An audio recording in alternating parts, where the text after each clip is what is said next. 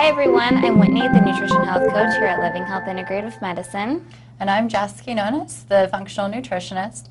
And today we're going to talk to you about meat labels and what to look for when shopping for your protein.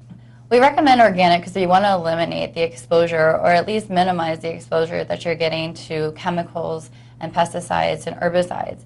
These things can contribute to things like toxicity and can contribute to things like infertility, hormone disruptions, things like autism, neurological disorders, and so many other things that we haven't even discovered yet. A lot of times the animals that are conventionally raised are also given hormones, which then we're consuming and could be causing hormonal imbalances in us.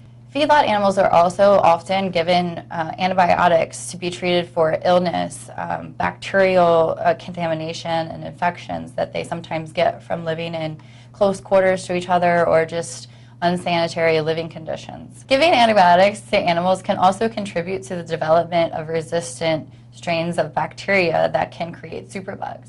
So when our antibiotics are given, they might not even be as effective as what they used to be. One thing I often say to my patients is you are what you eat. So if you are what you eat, you want to eat the best quality ingredients.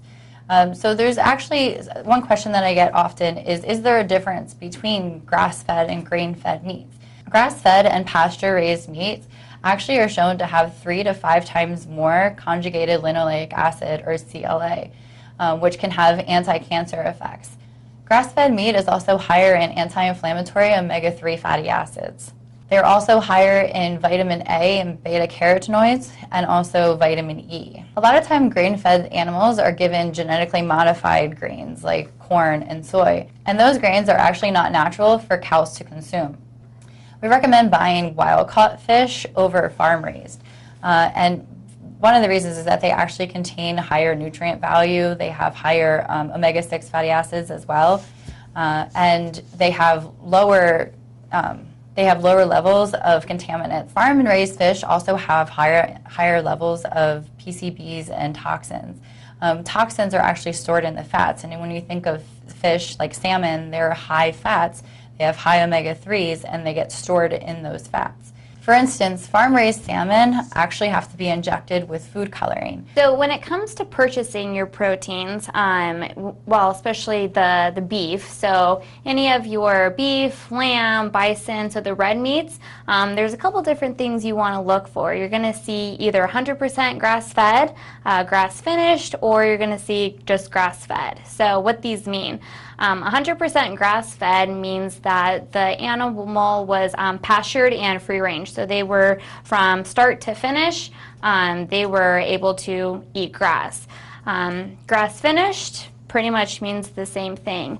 Grass-fed, though, this means that towards the end, maybe 2 to 3 months before they get slaughtered, they might feed the animal some grains. So they're not 100% grass-fed.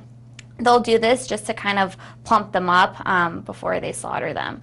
When it comes to your poultry, so chicken, turkey, you're going to see a couple different things. You'll see free range and cage free. So free range means that the animal was out in the pasture, again, from start to finish. Cage free means that the animals were not stuck in a cage, but that doesn't necessarily mean they were pastured. So they might still be contained in some area, just not in a single cage.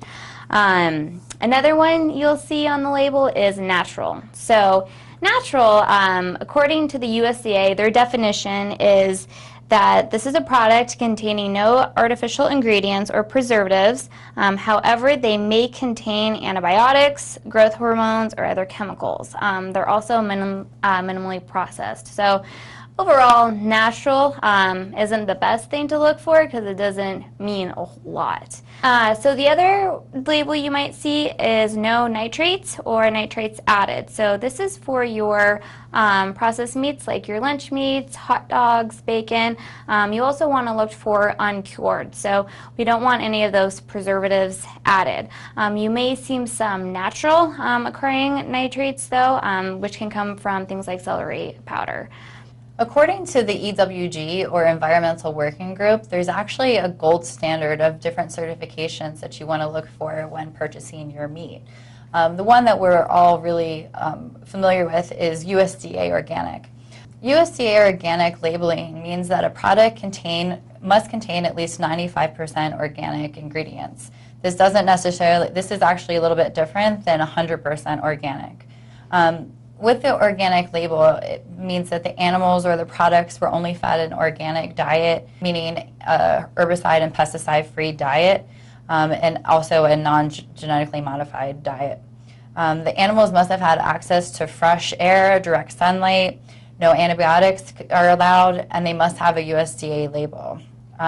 Even though it's organic, this doesn't necessarily mean that they were grass-fed. So as Jess said, these are kind of the gold standards for labeling. So the gold standard for your red meat is the American Grass-Fed Association. So with this label, what this means is that a third party has conducted the certification that these animals have been only grass-fed from weaning to harvest. They've never been given antibiotics, growth hormones.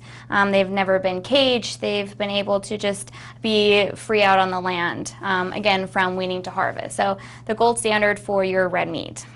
So if you see this certified humane certification, what this means is that a third party has organized this, and the animals, this only applies to beef and not dairy, must have continuous access to the outdoors. There's no cages or crates, no antibiotics, and the slaughtering is also monitored.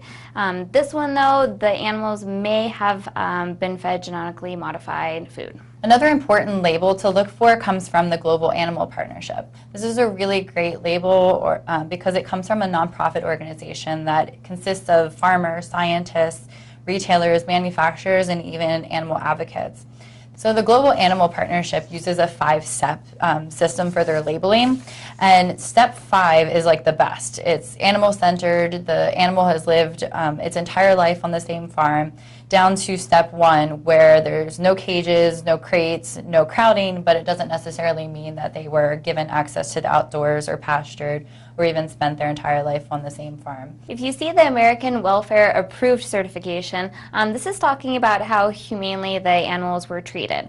So this is saying that the animals were from being raised, bred, transported, that all acts were humane and there wasn't any alterations that occurred.